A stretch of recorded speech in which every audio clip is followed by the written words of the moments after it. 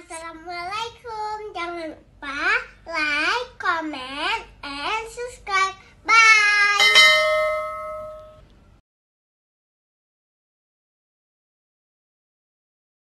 Bismillahirrahmanirrahim. Assalamualaikum warahmatullahi wabarakatuh. Alhamdulillahilladzi amarana bil akhlaqil karimah wa nahana 'anil akhlaqil mazmumah. Assalatu wassalamu ala khairil bariyah Muhammad ibn Abdillah wa ala alihi wa sahbihi wa man tabi'a risalatahul azizah. Wa qala Allahu jalla wa ala fil Qur'anil Karim. A'udzu billahi minasy syaithanir rajim. Wa ma khalaqtul jinna wal insa illa liya'budun. Shadaqallahul azim. Hamba Allah jamaah salat subuh rahimakumullah. Alhamdulillah, Allah telah memberikan kita kesempatan untuk melaksanakan salat subuh secara berjamaah. Mudah-mudahan salat subuh yang telah kita kerjakan makbul dan diterima di sisi Allah Subhanahu wa taala. Dan doa-doa yang tadi telah kita bacakan di dalam salat, mudah-mudahan juga semuanya diijabah oleh Allah, Zat yang maha sempurna. Hamba Allah yang dirahmati oleh Allah, setelah solat subuh ini tentu kita akan menunggu nanti solat zuhur. Setelah zuhur kita pun menunggu lagi datangnya solat asar. Datang lagi kita tunggu solat maghrib. Kemudian kita tunggu lagi solat isya. Sampai insya-Allah besok tiba kita pada subuh kembali. Maka sebenarnya hamba Allah, hidup kita di dunia ini hanya menunggu-nunggu waktu salat. Itu saja yang kita tunggu. Menunggu-nunggu waktu salat dan menunggu-nunggu waktu kapan kita disolatkan. Apakah setelah solat subuh ini kita masih bisa solat zuhur nanti? Wallahu a'lam. Maka mudah-mudahan Allah berkahi usia kita. Salah satu tanda keberkahan usia itu adalah dengan senantiasa menjaga solat berjamaah di rumah Allah di mana ada azan dikumandangkan. Maka mari kita ajak anak-anak kita, saudara-saudara kita, tetangga-tetangga kita untuk solat berjamaah di belakang imam, sebelum kita semua disolatkan di depan imam. Kalau sudah disolatkan di depan imam, tentu tidak lagi punya kesempatan bagi seseorang untuk solat di belakang imam. Maka mudah-mudahan sekali lagi solat fardu berjamaah yang hukum taklifinya telah disampaikan secara jelas, mudah-mudahan dapat kita jaga dengan baik. Ada 4 imam mazhab, Imam Maliki dan Imam Hanafi mengambil pendapat yang paling ringan, yaitu hukum solat sunat berjamaah, yaitu sunat muakkad,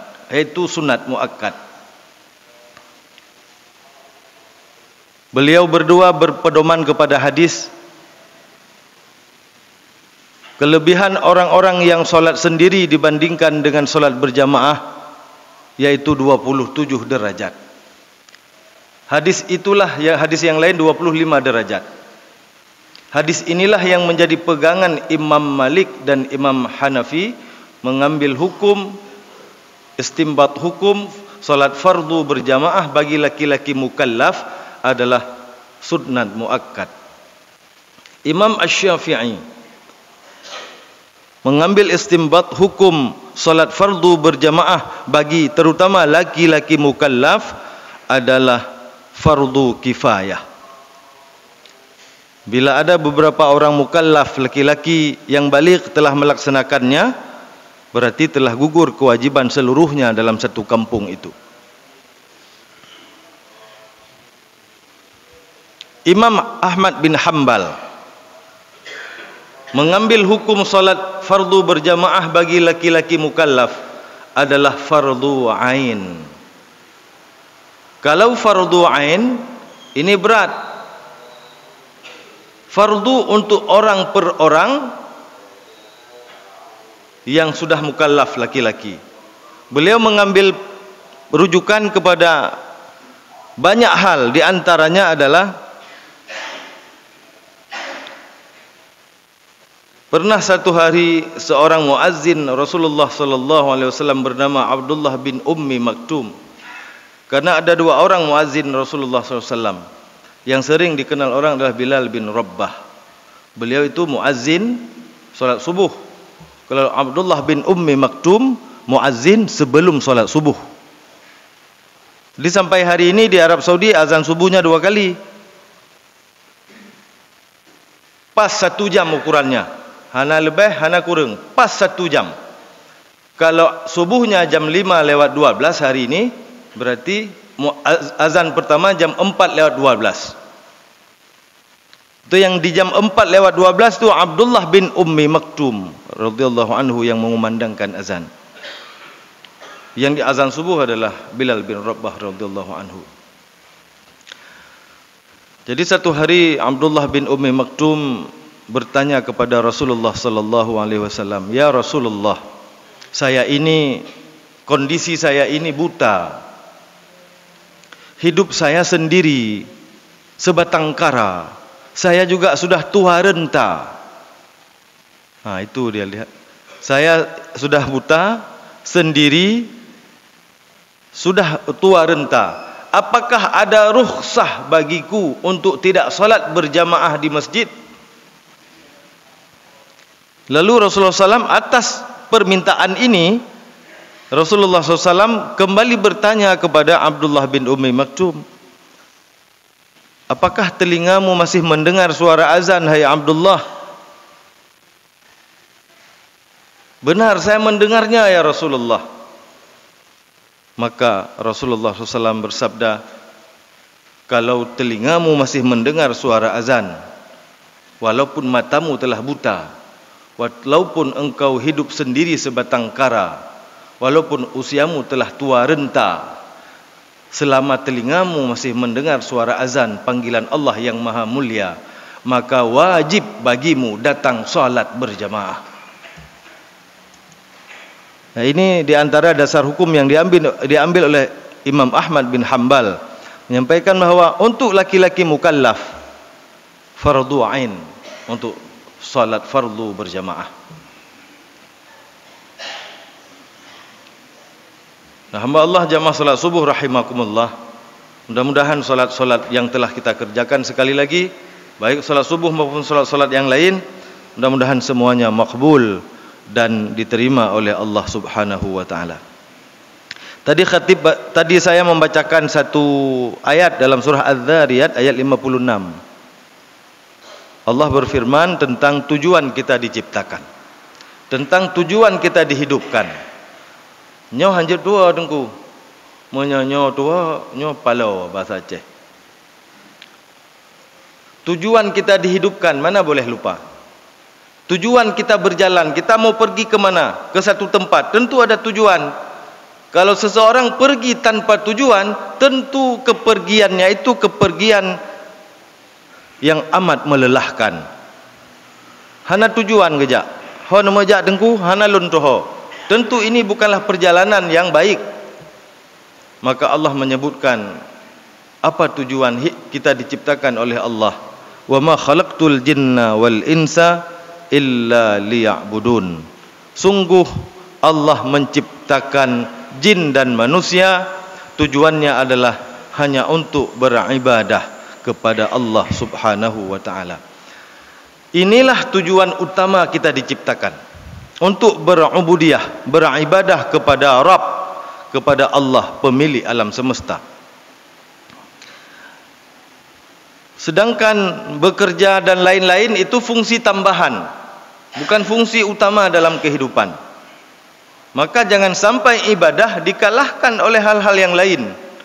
Kalau ibadah dapat dikalahkan oleh pekerjaan-pekerjaan yang lain, maka orang ini telah menyelisihi, menyalahi tujuan dia diciptakan. Maka tidak boleh solat itu terlambat gara-gara bekerja. Tidak ada itu. Walaupun ada pendapat boleh begini, tidak ada boleh. Rasulullah SAW dalam perang pun solat berjamaah. Dalam perang solat berjamaah Rasulullah SAW. Maka ada tata cara solat khauf. Nah, hamba Allah jamaah solat subuh rahimakumullah, jangan sampai beribadah kepada Allah dikalahkan oleh pekerjaan-pekerjaan yang lain. Maka seorang mukmin yang baik, kata para mufassir, seorang mukmin yang baik adalah bagaimana konsep dirinya mampu menyatukan antara ibadah sebagai tujuan dia dihidupkan dengan pekerjaan-pekerjaan lain, yang pekerjaan lain itu diharapkan menjadi nilai-nilai ibadah dalam kehidupannya. Nah, jadi para mufassir mengatakan seharusnya tidak hanya ibadah mahdhah, salat, baca Quran, sedekah, tidak hanya itu, tapi semua aktivitas manusia semoga bernilai ibadah. Nah, kalau ini sudah jadi target, maka insya-Allah tidak ada lagi kesalahan. Sudah sedikit terjadi kecurangan, insya-Allah pemimpin akan sayang pada rakyatnya. Insya-Allah rakyat akan mendoakan pemimpinnya. Orang-orang kaya akan memperhatikan orang-orang fakir. Orang-orang fakir akan menjaga kehidupan orang-orang yang kaya. Suami, istri, anak-anak hidup sakinah dalam sebuah keluarga. Kalau ada yang marah, yang satu mengalah. Kalau yang satu sedang dalam keadaan tidak menentu, yang satu memberikan pencerahan ke arah yang diharapkan. Nah, ini kalau sudah semuanya dianggap ibadah. Orang pergi ke kantor bekerja, kalau dia niat sebagai ibadah, maka insya Allah akan terhindar, biiznillah akan terhindar dari hal-hal yang tercela. Kan sekarang disumpah orang, Pak. Begitu dapat jabatan disumpah. Sumpah sekarang lebih ringan dari sumpah dulu, tapi isinya lebih berat. Akhir dari sumpah pejabat-pejabat sekarang itu, akhirnya adalah dan menghindarkan diri dari perbuatan tercela. Itu bunyi akhir dari sumpah. Nah, maka mudah-mudahan kita terhindar dari perbuatan-perbuatan tercela. Itu apabila kita niat pekerjaan itu sebagai ibadah. Tapi kalau tidak kita niat sebagai ibadah, terbuka peluang yang besar untuk melakukan kecurangan. Sebaliknya, bila kita niat ibadah, akan terbuka juga pintu yang lebar untuk menegakkan keadilan di dalam sebuah pekerjaan. Nah, jamaah salat subuh rahimakumullah, ini kata para ulama adalah orang-orang mukmin. Nah, ini orang-orang mukmin. Tujuan hidupnya dia pahami, seluruh aktivitasnya dijadikan sebagai ibadah dalam kehidupannya. Ini orang-orang mukmin. Berbeda dengan orang-orang fasik. Apa itu orang fasik? Orang yang cenderung atau condong hatinya kepada dosa. Tik hanjit ke dahsyat kau nyantik galak ke? Memang condong kepada yang tidak baik. Walaupun kadang-kadang dia berbuat baik, tapi hatinya lebih condong kepada maksiat, lebih condong kepada dosa dan kesalahan. Ini orang fasik namanya, bukan orang mukmin walaupun KTP-nya Islam. Dan dia mendukung kezaliman, mendukung kebatilan, berada di pihak yang tidak benar, berada di pihak yang tidak baik. Itu orang-orang fasik. Maka Allah bertanya kepada kita, sama enggak dua orang ini? Kita buka surat As-Sajdah ayat 18. Allah tanya, afaman kana mu'mina kaman kana fasiqa? Apakah sama orang-orang mukmin dengan orang-orang yang fasik? Siapa orang mukmin yang menjadikan hidupnya sebagai ibadah kepada Allah dengan orang yang menjadikan hidupnya mencari tujuan selain Allah. Apakah sama? Allah jawab, la yastawun. Hendak sama. Maka ulama tafsir mengatakan, para mufassirin mengatakan, walaupun Allah bertanya dalam ayat ini, kita tidak punya hak menjawab. Mengapa tidak punya hak jawab? Karena Allah menjawabnya sendiri. Dalam ilmu tafsir namanya al-istifham al-inkari. Memang Allah bertanya, tapi ingkari, harus diingkari jawabannya. Tidak boleh kita jawab. Mengapa jangan kita jawab?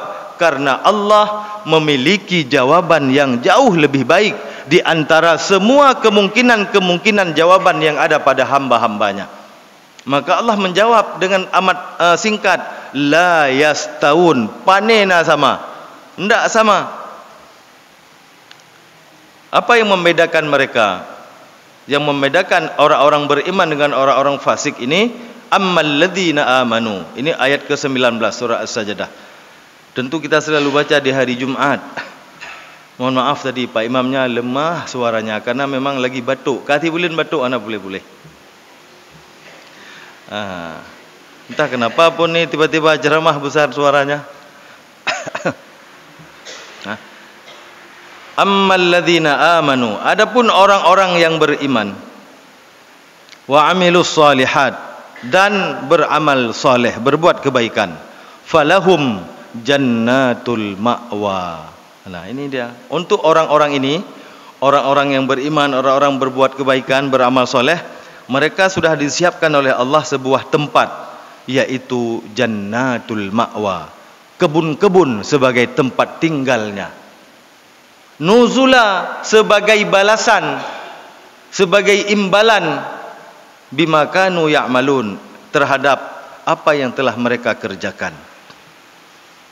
Nah, jadi bagi orang-orang takwa ada jannatul ma'wa, kebun-kebun tempat tinggal. Bagaimana bentuk kebun-kebun itu? Dalam banyak ayat Allah khabarkan, innalil muttaqina mafaza. Tadi Imam baca surat ayat itu rakaat pertama. Orang-orang takwa, orang-orang yang tahu tujuan hidupnya dan menjalani tujuan itu dengan setulus hatinya dan segenap jiwanya, mafaza. Orang itu akan sukses, bahagia dunia akhirat. Memang ayat ini sering kita dengar hamba Allah, tapi mari kita renungkan dalam hati kita yang paling dalam. Akankah kita menjadi orang ini? Orang yang beruntung? Bagaimana cara mendapatkan keberuntungan? Muttaqin, dengan takwa kepada Allah. Bertakwa, menambah ketakwaan di masjid takwa ini. Innalil muttaqin mafaza, hanya orang-orang takwa yang beruntung. Berarti selain orang takwa tidak beruntung, itu maksudnya. Maka Bapak Ibu, kalau kita punya anak yang soleh, solehah, ya Allah, itu mafaza, itu keberuntungan, investasi yang tidak ada nilainya, yang tidak ternilai, yang tidak ternilai, sungguh amat tinggi nilainya di sisi Allah dan dalam jiwa ayah bundanya. Pertanyaannya, maukah kita menukar anak yang soleh? Tanya anak yang soleh, anak yang soleh, anak yang solehah, maukah kita menukarnya dengan emas sepenuh bumi? Tidak mau Pak. Nah ini mafaza, ini keberuntungan. Bila punya anak-anak yang soleh dan solehah, ini adalah sebuah kesuksesan bagi ayah bundanya.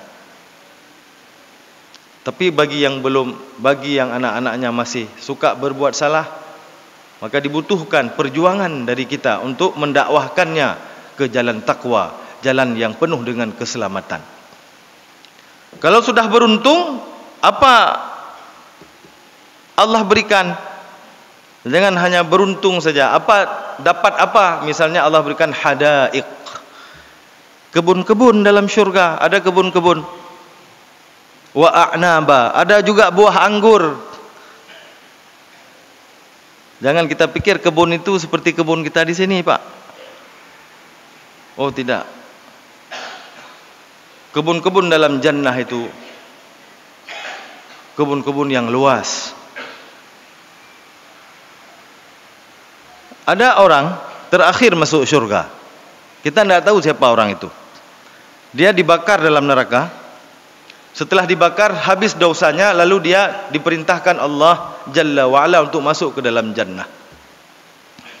Sampai di depan pintu syurga, dia pun termenung. Bagaimana ya Allah saya masuk syurga? Saya tengok sudah penuh semuanya. Di mana tempatku ya Allah?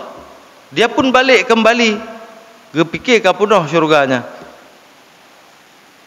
Rasulullah SAW ketika meriwayatkan hadis ini sambil tersenyum. Gekem Nabi ada meriwayatkan hadisnya. Kemudian Allah mengatakan, kembali engkau hai hambaku, masuk dalam syurgaku. Sungguh di sana ada tempat yang telah disiapkan untukmu. Orang terakhir ini, setelah dia, faqad ughliqa, tertutup pintu itu selama-lamanya. Falam yadkhul minhu ahadun ghairuhum, tidak ada lagi seorang pun dapat masuk setelah dia. Yang ke hurung kenelih damang. Berarti cukup berat bro kai ke? Ngoi hurung damang dalam hurung kenelih damang. Lih gonya hanali. Kagitup ughliqa, tertutup. Tahu damang hurungnya wallahu a'lam. Mungkinlah seumur hidupnya dia pernah bersyahadat sekali, kemudian berbuat maksiat 24 jam sampai mati. Kadang nyan urung di kadang. Tapi wallahu a'lam. Anggaplah orang itu misalnya setelah dia masuk surga, Allah firman kepadanya, masuklah engkau ke dalam syurgaku, di sana ada tempat untukmu seluas bumi ditambah 10 kali seluas bumi. Nyan urang keneleh tamang sebelah ke bumo. Menyusah Irwan bagah tamang kan lebih luah lah. Jadi kalau Allah cerita jannah itu bukan cerita dunia. Itu cerita sesuatu yang tidak pernah dilihat oleh mata, tidak pernah didengar kenikmatannya oleh telinga, tidak pernah tergambar dalam pikiran bagaimana keindahannya. Jadi sekarang Bapak Ibu, orang-orang tawar bila ada yang sebut kebun-kebun dalam surga, sama dengan orang ajak, ya daya jeb kopi, sama lagi yang tawar saja. Banyak orang seperti itu, padahal kita harus mengejarnya. Kita harus memastikan diri kita insya-Allah biiznillah mendapat salah satu tempat di dalam taman-taman itu, di dalam kebun-kebun itu. Jadi bek tabu-tabu kalimatnya, jino kala tabu. Sama dengan orang bilang azab Allah, azab neraka, na'udzubillah minal azab. Tawar saja. Tidak ada rasa gemetar, susah, gelisah dalam hatinya. Nah, maka orang-orang mukmin dapat ini, orang-orang takwa dapat ini, yaitu kebun-kebun dan buah anggur. Wa kawa'iba atraba, dapat juga gadis-gadis remaja yang sebaya. Sebaya terus. Laki-laki dalam jannah semuanya setinggi kakeknya Nabi Adam, 34 hasta. Semua perempuan dalam jannah setinggi neneknya Siti Hawa, 30 hasta, lebih-lebih kurang. Na 50 put hasta. Puncak kubahan. Nan urang adik yo menyutamang syurga kan li nan badan. Deh. Li Pak Endang nih. Pak Endang yang shooting hari ini kalau masuk syurga panjang nanti sebatang kelapa panjangnya 34 hasta. Semuanya seperti itu. Dan perempuan lebih pendek sedikit, lebih kurang 4 hasta lebih pendek daripada laki-laki. Semuanya punya pasangan gadis-gadis remaja yang sebaya. Wa ka'san dihaqa, dikasih lagi minuman dalam gelas-gelas yang tersusun rapi, berisi minuman. Apa aja minuman dalam surga? Coba baca surat Muhammad. Allah sebutkan, kalau dalam surat ini surat An-Naba hanya Allah sebutkan wa ka'san dihaqa, gelas-gelas yang penuh berisi minuman. Apa isinya? Wa anharum mimma'in ghairi asin, ada air putih yang tidak payau. Air putih biasa Pak Kecik. Ada air putih mimma ghairi asin, air putih yang tidak asin. Yang kedua, wa anharum min laban. Air susu lam yataghayyar ta'muh. Air susu ada. Yang ketiga, wa anharum min khamril ladzatil lisyaribin. Air anggur lezat, yang sangat lezat, lisyaribin, apabila diminum. Yang keempat, wa anharum min asalim musaffa. Air madu yang suci murni. Nah, itulah air-air yang ada dalam syurga. Selain tentunya air-air yang lain, pemberian Allah Jalla wa'ala. Air telaga. Rasulullah SAW menunggu kita di telaga, di Haud. Maka kita berjuang, Bapak Ibu sekalian. Kita berjuang menjadi umat Rasulullah yang setia kepada beliau, yang menjalankan ibadah sesuai dengan ajaran beliau. Karena cita-cita kita adalah akan berjumpa dengan beliau SAW nanti di Haud, di telaga beliau, yaitu di sampingnya jannah Allah yang mulia. Dan beliau menunggu seluruh umatnya di telaga itu. Siapa yang sampai ke sana, maka dia insya Allah akan dapat masuk ke dalam jannah. Dan siapa yang gagal sampai di telaga itu, maka kemungkinan besar dirinya akan berat untuk masuk ke dalam jannah. Maka itulah yang membuat Rasulullah SAW mengatakan, aku merindukan saudara-saudaraku. Sampai sahabat protes, bukankah kami saudara-saudaramu ya Rasulullah? Oh bukan, kalian sahabatku. Sungguh saudaraku, mereka tidak melihatku, mereka tidak solat bersamaku, mereka tidak hidup dan tidak berjuang bersamaku, namun mereka beriman kepadaku dan mereka beribadah sesuai dengan tuntunanku. Itulah orang yang akan kutunggu di Haud. Jadi tidak apa-apa biar orang lain berbicara. Kita tetap beribadah sesuai tuntunan Allah dan Rasulnya. Karena target kita berjumpa dengan Rasulullah nanti di telaganya. Nah, hamba Allah jamaah salat subuh rahimakumullah. Ini adalah untuk orang-orang yang takwa. Kemudian di dalamnya la yasma'una fiha lagwan. Kita tidak mendengar di dalam jannah itu ucapan yang sia-sia, wala kidzaba, maupun ucapan dusta. Di kalau dunia kan dipenuhi dengan ucapan sia-sia, dipenuhi dengan ucapan canda dan dusta. Tapi di dalam jannah, siapapun yang masuk ke dalam jannah, sudah Allah setel mulutnya. Mulut orang-orang ahli syurga itu tidak pernah lagwan, berkata sia-sia, tidak pernah kidzaban, tidak pernah berkata dusta. Apa perkataan orang dalam jannah? Ada lagi dalam surat yang lain. Sama dengan tadi, Allah hanya menyebutkan gelas-gelas berisi minuman. Apa minumannya? Dalam surat Muhammad jawabannya. Ini juga apa juga pembicaraan orang dalam syurga? Allah sebutkan dalam surat Al-Waqi'ah. Apa pembicaraannya? Illa qila salaman salaman. Di penduduk syurga itu ucapannya salam, salam, salam. Jadi enggak ada lagi dalam jannah itu cerita duduk ya lu sembahyang dia ajak kopi dia. Enggak ada lagi cerita itu. Yang ada seorang ayah berjumpa putranya. Ayah itu berkata, "Nak, salam." Seorang ibu berjumpa putrinya. Ibu itu berkata, "Nak, salam." Enggak ada lagi tanya, "Najak kuliah orangnya?" Enggak ada lagi. Enggak sempat lagi bicara banyak-banyak. Ucapan penduduk syurga salam, salam. Enggak sempat ngobrol, enggak sempat ngomong. Mengapa enggak banyak berbicara? Karena terlalu banyak nikmat yang akan dirasa. Maka para ulama mengatakan salah satu syarat cepat masuk syurga dalam dunia tidak banyak bicara, tapi banyak berbuat. Berkatalah dengan perbuatan, jangan pernah berbuat sesuatu dengan perkataan. Itulah orang mukmin. Berkatalah dengan perbuatan, Jangan pernah berbuat dengan perkataan. Nah, itu orang-orang mukmin, calon-calon penduduk syurga. Syaratnya tidak terlalu banyak bicara, tapi banyak berbuat. Kalau bangun masjid tidak banyak bicara, dia langsung berbuat, langsung ambil semen sedekahkan terus.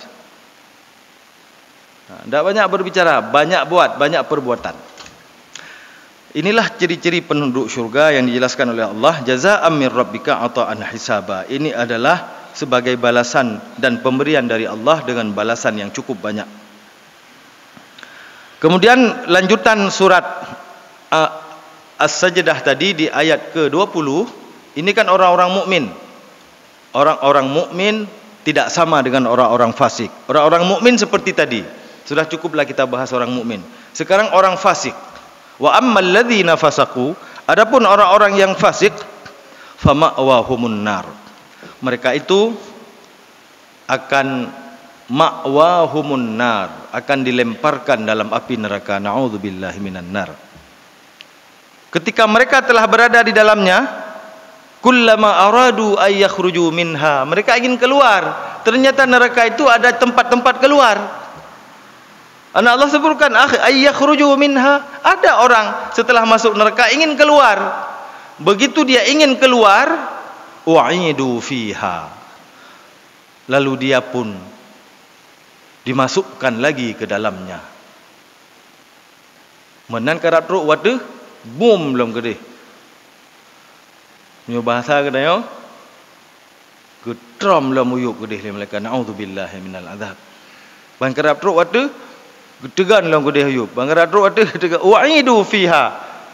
Kemudian sambil ditekan kepalanya agar jatuh lagi ke dalam azab, dikatakan kepadanya, wa qila lahum dzuqu azaban nar. Nyan, uronyo rasa jamun han patih rana.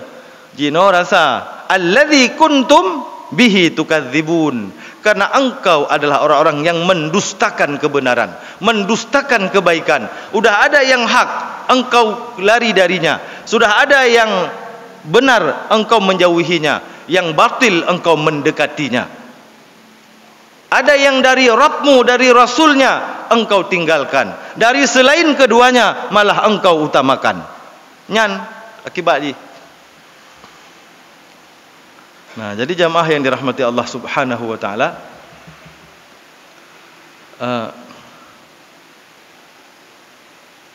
sudah pas setengah jam ceramahnya. Nah, ceramahnya cukuplah setengah jam Pak Kecik ya. Karena saya mau berangkat ke Singkil nih Pak Kecik. Ini mohon maaf, saya sampaikan sedikit. Mohon doa dari jamaah sekalian. Kesempatan yang sangat baik ini di waktu subuh. Saya minta doa Bapak Ibu sekalian. Tanggal 7 November yang lalu, saya telah qadarullah, saya telah dilantik oleh Bapak Kakanwil Kemana Aceh menjadi Kepala Kantor Kementerian Agama di Singkil.